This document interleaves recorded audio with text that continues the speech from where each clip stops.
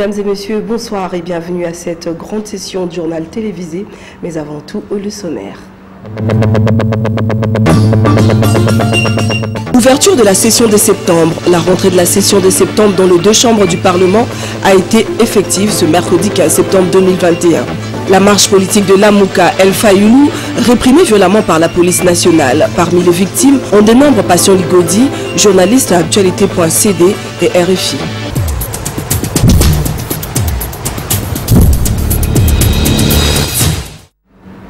Mesdames et messieurs, merci de nous avoir choisis pour vous informer. L'École nationale d'administration ENA en sigle a été honorée ce mardi 14 septembre 2021 par le président de la République, Félix-Antoine Tshisekedi Tshilombo, lors de la cérémonie de la clôture de l'année de sa 6e promotion au blason Fleuve Congo Hotel à Kinshasa-Gombe, presse présidentielle.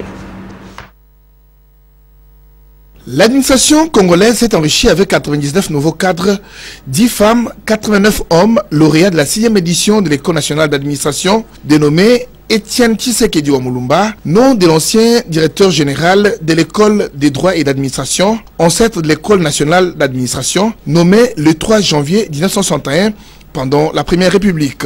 Cette 6e édition a clôturé la formation post-universitaire ce mardi 14 septembre 2021 dans l'amphithéâtre du blason Fleuve Congo Hotel devant le président de la République, Félix-Antoine Tshisekedi Tshilombo.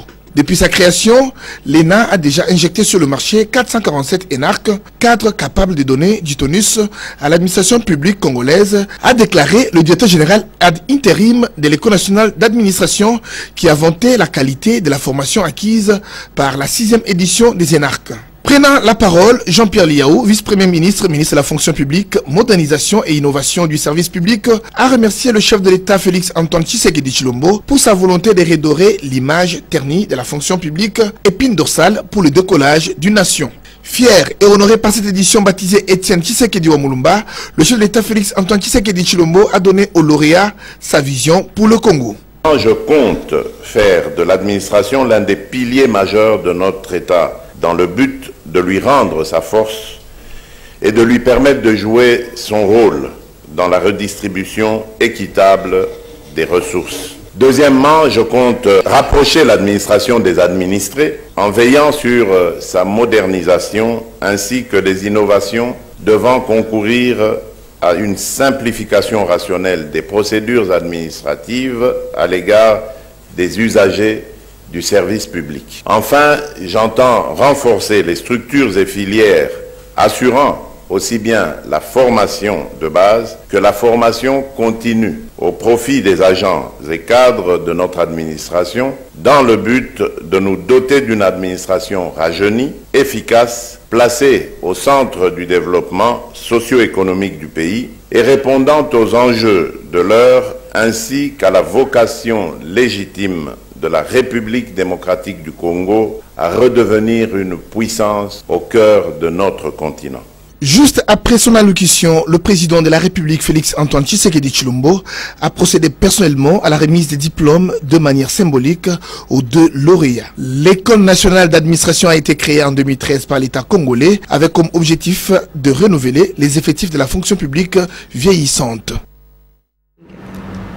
Un bac moderne d'une capacité de 50 tonnes est dans sa dernière phase de construction au chantier naval de l'Onatra à Kinshasa, dont du chef de l'État. Ce bateau va faciliter la traversée de la rivière Ubangi pour relier les villes de Zongo en République démocratique du Congo et celle de Bangui en République centrafricaine. Ce mardi 14 septembre, le président de la République est allé se rendre compte de l'évolution des travaux de construction de cette méga infrastructure au chantier naval de l'Onatra. Une fois de plus, retrouvons la presse présidentielle.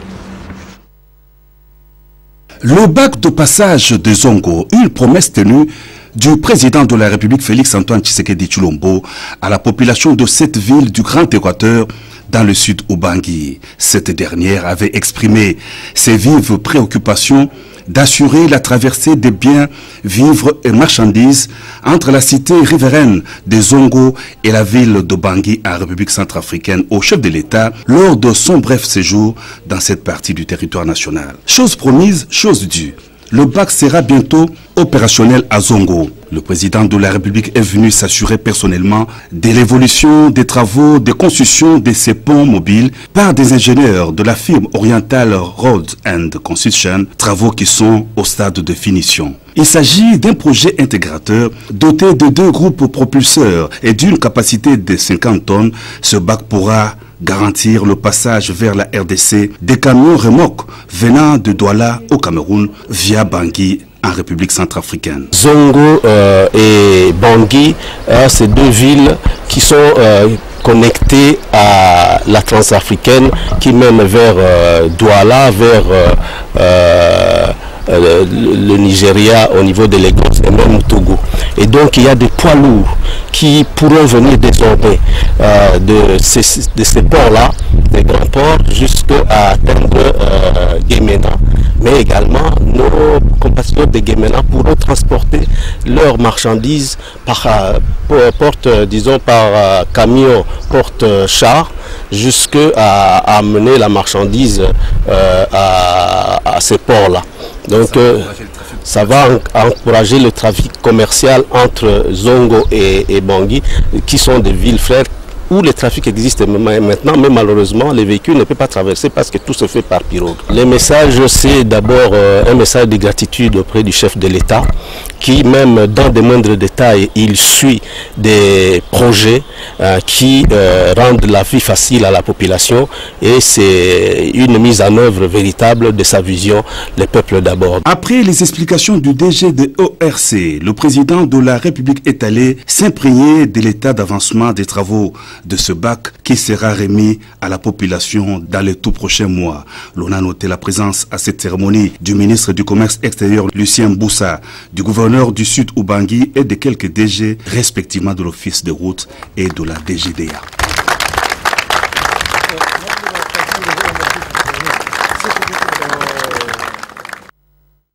Journée internationale de la démocratie. La rentrée parlementaire a eu lieu ce mercredi 15 septembre au Parlement, au Palais du Peuple, plutôt siège du Parlement congolais. L'une après l'autre chambre a ouvert officiellement les travaux non totalement clôturés à cause de l'état de siège décrété en Ituri et aussi au nord Kivu. L'ouverture de ces travaux avec Eric Izami. Si les corbeaux vont attendre le lundi 4 octobre 2021 pour la rentrée scolaire, il faut dire que le 15 septembre 2021, c'est plutôt la reprise des travaux à plein régime au niveau du Parlement congolais. Telle une école, le Palais du Peuple a accueilli mercredi 15 septembre 2021 le parlementaire, députés nationaux et sénateurs revenus de vacances pour siéger au nom de la session ordinaire de septembre réputée budgétaire. Au Congo, tout est prioritaire. Plusieurs dossiers sont restés sans issue et les élus doivent apporter des solutions attendues par le peuple. Au nombre de ceux-ci, il faut évoquer le dossier Commission électorale nationale indépendante CENI, pour lequel l'opinion attend connaître le président et l'un des membres de la plénière. Les élections font soulever des vagues, de nombreuses vagues en RDC, et le peuple qui y a pris goût ne voudra point manquer au rendez-vous de 2023. Pour ce faire, la paix véritable est essentielle. Ceci nous plonge dans cet autre sujet lié à l'état de siège décrété pour les 2 provinces, l'Ituri et le Nord Kivu, lequel état de siège a été renouvelé 7 fois consécutivement. La Commission électorale nationale indépendante CENI, le retour de la paix dans l'est du pays, mais il faut aussi ne pas oublier le pain. Encore une fois, le pain, car les promesses ont été faites et le peuple, lui, attend le voir se concrétiser. Il faudra noter aussi que lors de cette ouverture, le Premier ministre Samalou Koundé, accompagné de membres de son gouvernement, ont déposé la loi de finances exercice 2022 auprès du président de la Chambre basse, Mbosso Kodia. Notons que ce budget brise la barre de 20 000 milliards de francs congolais, soit environ 10 milliards de dollars américains. Suivez ces images. Une première, parce que nous voulons simplement nous respecter la loi. Et ici, parce qu'il m'a été demandé en termes de priorité ce que contenait ce budget. Les priorités sont restées les mêmes édictées dans le cadre du programme du gouvernement qui a été adopté ici au mois d'avril de cette année, c'est-à-dire avec comme priorité la sécurité, le secteur social dont notamment la santé, l'éducation, mais aussi l'appui à nos réformes, et la préparation non seulement au processus de recensement qui va être lancé, mais aussi aux élections de 2023 qui doivent être organisées dans les temps. La hauteur du budget est autour de 20 000 milliards de francs congolais. Et c'est un accroissement de plus ou moins 40% par rapport à l'exercice budgétaire 2021 qui lui était à 14 milliards. Et en termes d'accroissement pour la loi rectificative pour l'année 2021, c'est à peu près un accroissement de 13%. Et donc nous sommes plus ou moins, d'après moi, sur la bonne lancée et nous allons continuer à travailler dans ce sens, sous l'impulsion, bien sûr, de son Excellence, Monsieur le Président de la République. Merci. Merci. Il faudra dire aussi que la marche organisée ce mercredi 15 septembre à Kinshasa par la coalition Lamuka El Fayulu a été brutalement réprimandée. Au nombre de victimes, on note le journaliste Patient Ligodi d'actualité.cd et aussi correspondant à RFI. Les détails avec Papi Katassi. La marche de Lamuka pour exiger la dépolitisation de la CENI a été étouffée ce mercredi 15 septembre 2021 dans la commune de Massina. Martin Fayulu Madidi et Adolphe Mouzitou Foumoussi, qui ont été à la tête de cette marche, se sont butés à la force de la police nationale qui les a contraints à stopper l'élan de leur marche. Brutalisé et bloqué dans son véhicule, Martin Fayulu Madidi s'est dit indigné et choqué du comportement des forces de l'ordre. Dans les entrefaites de cette manifestation, la police nationale congolaise a fait montre d'une violence inouïe pour réprimer la manifestation politique de Lamuka El Fayulu. Dans la foulée, plusieurs journalistes ont été violentés par les agents de l'ordre et l'air bien ravis. Patient Ligodi, journaliste à actualité.cd, presse en ligne et correspondant de la RFI, a été brutalement interpellé, jeté dans la voiture, qu'il a acheminé en direction du centre-ville. Aussitôt informé, le ministre des Médias et porte-parole du gouvernement, Patrick Mouya Kateboué, a fermement condamné cet acte tout en exigeant des enquêtes sérieuses pour élucider ces dossiers. Nous condamnons fermement ces actes policières, que ce soit le niveau de la police, des enquêtes immédiates pour identifier les policiers qui sont à la base de cette situation et ils seront sévèrement sanctionnés. Nous continuons de suivre de près. J'ai discuté avec Patient qui a été libéré et qui a reçu les biens qui lui ont été pris. Il reste, je crois, un appel l'autre. On suit de près avec la police et nous tenons à rappeler que la sécurité des journalistes est une préoccupation majeure. Sur place à l'extension de l'hôpital Monkole de la Gombe, en soins, le journaliste Patient Ligodi est revenu sur le déroulement des événements de ce 15 septembre 2021. J'étais venu faire la couverture de la manifestation comme on fait toujours avec des confrères journalistes. Je suis arrivé pendant que Martin Fayulu et Adolphe Mouzitou étaient déjà sur place. Alors pendant que je m'approchais, il y a eu des policiers qui se sont jetés sur moi alors que j'avais mon dictaphone et ma carte.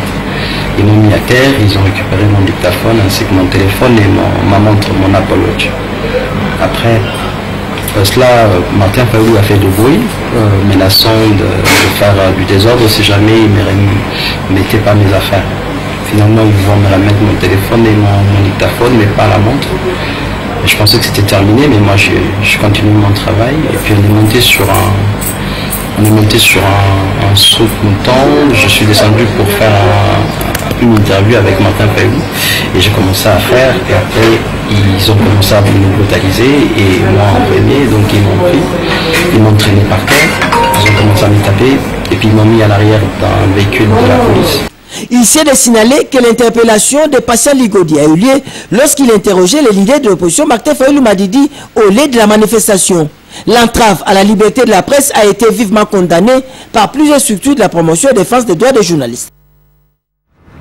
Tout à fait autre chose dans ce journal, c'est ce communiqué de la Caisse nationale de sécurité sociale avec pour objet la mise en place des autoroutes de l'information pour l'interconnecter tous les sites au siège central de la CNSS. Et la date de publication est de ce 3 septembre 2021, date limite le 17 septembre 2021.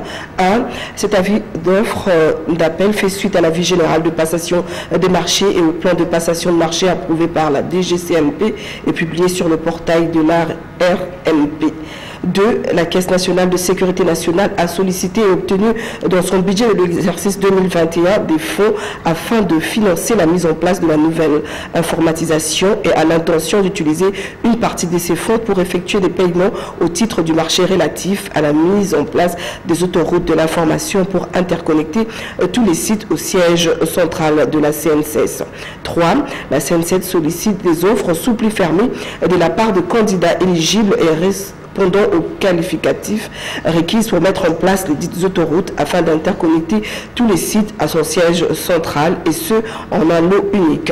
Les variantes ne seront pas prises en considération. 4. La passation de marché sera conduite par un appel d'offres ouvert tel que défini dans la loi relative au marché public à tous les candidats éligibles. 5. Les candidats interpellés peuvent obtenir des informations auprès de l'assistant du secrétaire permanent de la cellule de gestion de projets et des marchés publics de la CNCS, le mail dankateng1@gmail.com, téléphone 00243 81 45 32 185 et prendre connaissance de documents d'appel d'offres à l'adresse mentionnée ci-après. Caisse nationale de sécurité sociale, numéro 95, boulevard du 30 juin, Kinshasa-Gombe, direction de services généraux, premier étage, local, cellule de gestion de projets et des passations des marchés publics du lundi au vendredi de 8h à 15h30. Les exigences de qualification applicables aux candidats sont les suivantes. Exigences financières. Le candidat doit fournir la preuve écrite qu'il satisfait aux exigences ci-après, présenter les états financiers certifiés par un expert comptable agréé ou un cabinet comptable agréé des 3 dernières années, 2018, 2019 et 2020. Avoir réalisé au cours des 3 dernières années, 2018, 2019, 2020, un chiffre d'affaires annuel moyen équivalent au moins une fois le montant de l'offre. Présenter l'attestation de non-faillite.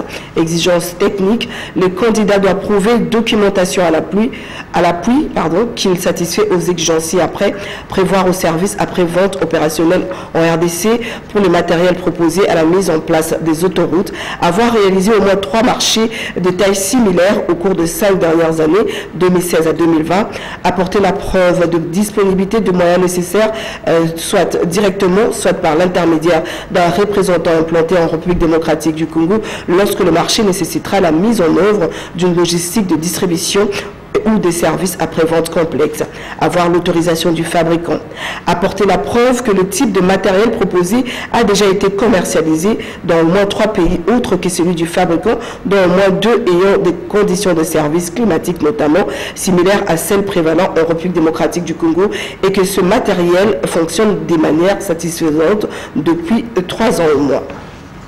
Exigences administratives. Joindre à l'offre une copie de l'attestation fiscale en cours de validité signée conjointement par la DGI et la DGDA n'ayant pas un solde débiteur ou équivalent. Fournir une copie de son numéro d'identification nationale ou équivalent. Présenter une copie de RCCM ou équivalent. Présenter le certificat d'affiliation à la CNCS et le preuve de paiement de cotisation de 3 derniers mois suivants, juin, juillet, août 2021 ou équivalent. 7. Les candidats intéressés peuvent obtenir un dossier d'appel d'offres à l'adresse mentionnée ci-dessus contre un paiement en comptant et non remboursable de $400. Le paiement en comptant sur place, le document d'appel d'offres sera remis directement contre paiement au bureau du secrétariat de la cellule au premier étage de l'immeuble de la CNCS à l'adresse ci-dessous indiquée. 8. Les offres devront être soumises à l'adresse ci-dessous au plus tard vendredi 17 septembre 2021 à 13h, heure locale, temps universel, c'est +1, et l'ouverture des offres interviendra le même vendredi 17 septembre à 13h30, heure locale, temps universel +1. Les offres remises en retard ne seront pas acceptées. Les offres seront ouvertes en présence de représentants de candidats présents à l'adresse ci-dessous. Les offres doivent comprendre une garantie d'offre égale à 1% du montant de marché. Les offres devront demeurer valides pendant une durée de 90 jours à compter la date limite de soumission. Signé Jean-Simon Fouti-Kiako. Et nous continuons avec ce déraillement d'un wagon de train transportant au niveau de la 15e rue Limité le lundi dernier. Était à bord le ministre de Transport, Chérubin Okende, son vice et le comité de gestion. La cause de cet accident est due au chariot placé sur le rail par les fabricants de briques qui occupaient illégalement le long de la voie ferrée. Le pire n'est pas arrivé grâce à la dextérité du machiniste. Suivez. Des interpellations en plein midi.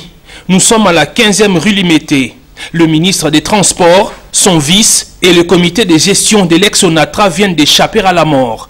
Un des wagons du train transportant Chérubin Okende et sa délégation a connu un déraillement causé par ce chariot placé sur les rails par les fabricants des briques occupant illégalement les longs de la voie ferrée.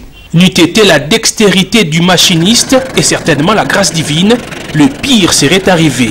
Il y a des inciviques qui envahissent la voie ferrée et cela rend difficile l'exploitation de cette voie. On met des chariots, des pousse-pousse sur la voie ferrée et en venant, ça nous crée ces incidents.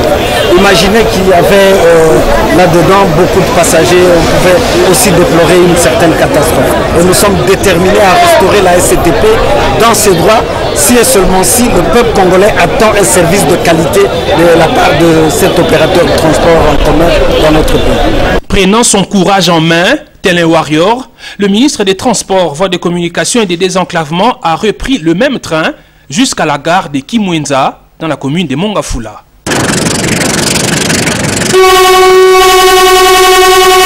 Ici, le ministre a lancé les travaux de réhabilitation du chemin de fer Kinshasa-Matadi.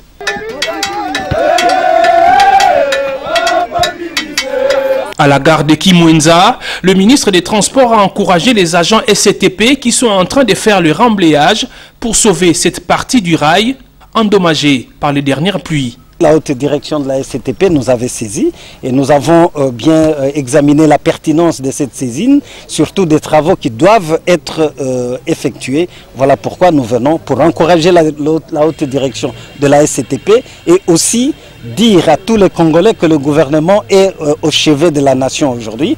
Là où nous devons agir, nous agirons avec beaucoup plus de pugnacité. Bien avant, Chérubin Okende, envoyé par le président de la République, est allé à la rencontre des déguerpis de la gare de Kintambo Magasin. Qualifiés d'occupants illégaux par l'hôtel de ville, ces tenanciers des terrasses, restaurants et autres activités commerciales ont vu leur construction détruite par les bulldozers de Kimbopeto. Pourtant, ils sont, selon eux-mêmes, des locataires précaires de l'ex-Onatra.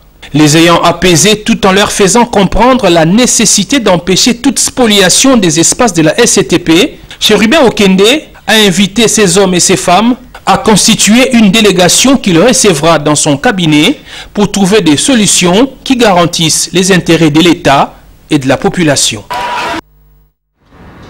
Et la haute cour militaire qui juge le prévenu généraux de brigade Goda Soukpa Emery et Germain Katanga et consorts a rendu mardi 14 septembre 2021 son avant-dire droit. Elle a ordonné une descente en Ituri par son équipe dans le but d'interroger les témoins à charge ou à décharge du prévenu et auditionner les victimes des faits infractionnels mis à charge des accusés. Sylvain Capombo. L'équipe restreinte de la haute cour militaire va effectuer une descente dans les jours qui viennent à Bunia, chef-lieu de la province de l'Ituri, avec comme mission interroger les témoins à charge ou à décharge et auditionner les victimes des crimes de guerre et crimes contre l'humanité reprochés au prévenu général de brigade Goda Soukpa Emery et consorts. C'est l'essentiel de l'arrêt avant dire droit de la haute cour militaire rendu ce mardi 14 septembre 2021. Disant droit, comme le rapporteur de la composition, le général de brigade Kabea Wakabea Jean-Michel, accompagné du greffier en chef le colonel Ngalulampiana, aux fins de se rendre à Bunia, chef-lieu de la province de l'Ituri, ainsi que dans les autres localités de cette province, où les faits infractionnels mis à charge des prévenus ont été perpétrés, d'office ou sur proposition de parties, inviter les victimes et les témoins à charge ou à décharge, dont les noms poste, nom, prénom et numéro de téléphone ci-dessus indiqués et leur poser des questions d'éclaircissement sur les faits infractionnels mis à charge des produits,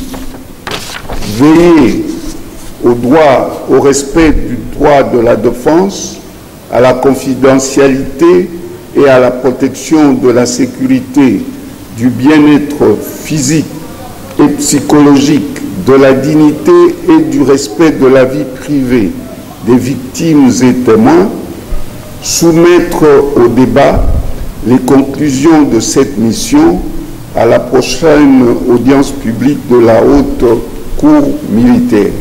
La date de la prochaine audience sera fixée certainement au retour à Kinshasa de la dite équipe qui va présenter son rapport. Remise ce mardi 14 septembre par le lieutenant-colonel Ndjike Kaiko Guillaume, porte-parole de l'armée au Nord Kivu et expert en communication du gouvernement militaire, des messages de sensibilisation aux responsables de confessions religieuses. C'est dans le cadre de l'appui à l'état de siège. Suivez. Le service de communication et d'information de la 34e région militaire vient d'entreprendre une série de sensibilisations de toutes les couches de la population de la province du Nord Kivu dans le cadre de l'état de siège. À cette occasion, le lieutenant-colonel Ndjike Kaiko Guillaume, porte-parole de l'armée et expert en communication du gouverneur militaire à province, a ciblé en premier lieu les confessions religieuses. Il a rencontré à cet effet chez Mouzami, le responsable de l'église musulmane, l'évêque principal Joël Amourani, président provincial des églises de réveil et président des confessions religieuses du Nord Kivu, ainsi que son excellence l'évêque du diocèse de Goma, Willy Ngumbi. À ces trois personnalités, le lieutenant-colonel Ndjike Kaiko Guillaume a remis le message de sensibilisation à relayer aux croyants. D'ailleurs, ce sont les musulmans qui sont les premières victimes de ces affres que causent les éléments d'IEDF, parce que tout le monde sait qu'ils viennent avec la figure ou l'image des musulmans et ils se réclament faussement être des musulmans alors qu'ils ne le sont pas. Nous avons le devoir de l'accompagner parce qu'il y va de notre intérêt aussi que l'état de siège puisse réussir. Donc nous sommes prêts vraiment à accompagner le chef de l'État et soutenir beaucoup plus nos FARDC pour qu'ils puissent aller de l'avant. S'il faut même que les fidèles musulmans puissent assister les militaires matériellement, financièrement, nous sommes prêts à le faire et sensibiliser les musulmans pour que nous puissions aboutir à l'objectif. Nous, en tant qu'Église du Réveil du Congo, RC en sigle, nous sommes pour l'état de siège décrété par notre chef de l'État, son Excellence Félix Tshisekedi, le président de la République, ce qui est à viser, à observer, c'est l'objectif. L'état de siège ne vise que la paix. Et en tant qu'Église, nous sommes là pour accompagner ces...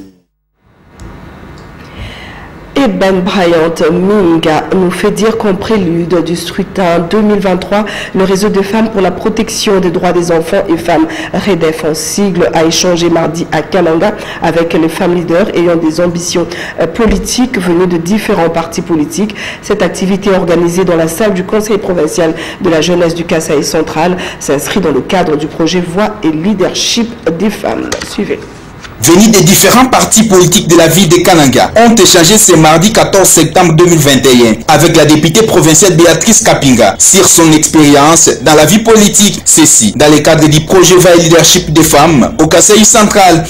Félicien Matamachi, coordonnateur national AU du réseau des femmes pour la protection des droits des enfants et femmes, RAFEDEF, a invité les femmes à l'abnégation, mais aussi révélé la vision du projet qui est de promouvoir la femme centre-kassaïenne pour les scrutins de 2023 dans les soucis de l'égalité dans les instances de prise de décision en R. Pour cette année, RAFEDEF travaille dans les deux thématiques, notamment la participation politique des femmes et la lutte contre les unions conjugales des enfants dans la province du Kasaï central. C'est à ce titre que nous vous avons invité pour que nous puissions ensemble réfléchir sur l'expérience des femmes qui ont déjà progressé en politique, de partager avec les autres femmes qui ont des ambitions politiques. Béatrice Kapinga a pour sa part éveillé la conscience de la femme centre-kassaïenne pour son essor, car selon elle, la femme a toutes les qualités. Au même rang que l'homme, l'unique différence serait au niveau du genre. Pourquoi nous devons aussi jouer un rôle dans la politique, nous les femmes? Il s'observe qu'au-delà de l'économie domestique, les femmes jouent un rôle prépondérant dans la production agricole, dans l'éducation, le secteur de la santé, dans le travail d'entreprise, dans la vie intellectuelle et culturelle. La rentrée prochaine des classes édition 2021-2022 est prévue pour ce 14 octobre 2021 sur toute l'étendue du territoire national. Les primaires, les secondaires et aussi la maternelle sont concernés et les parents de leur côté se préparent à fond pour cette prochaine rentrée de classe, ce malgré de nombreuses difficultés qui rencontrent causées premièrement par la courte durée des vacances. Florine Gamukono, Africa Mojinga.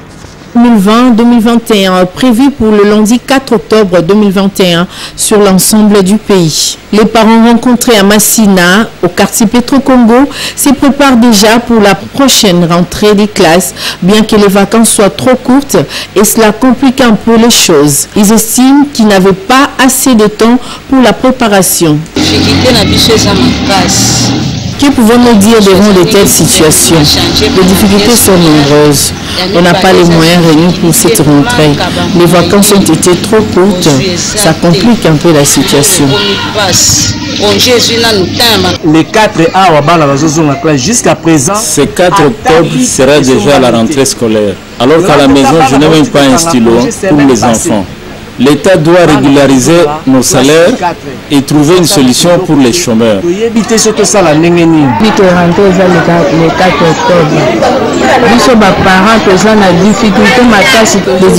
sont nombreuses. Premièrement, les vacances ont été très courtes, puis manque de moyens.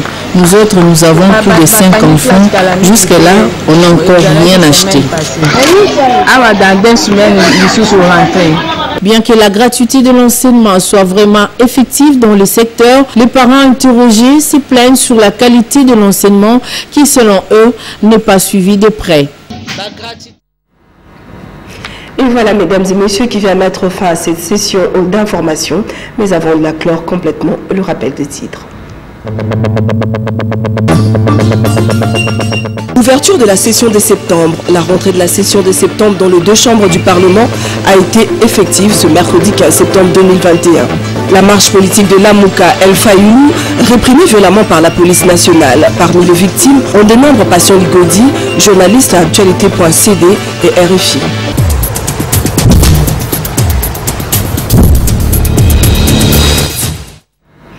Voilà, mesdames et messieurs, c'est par ici que nous bouclons carrément cette session. Africa Mojinga a été là pour le chef d'édition. Merci à toute la grande équipe et merci à vous pour votre aimable attention. Au revoir, à demain soir.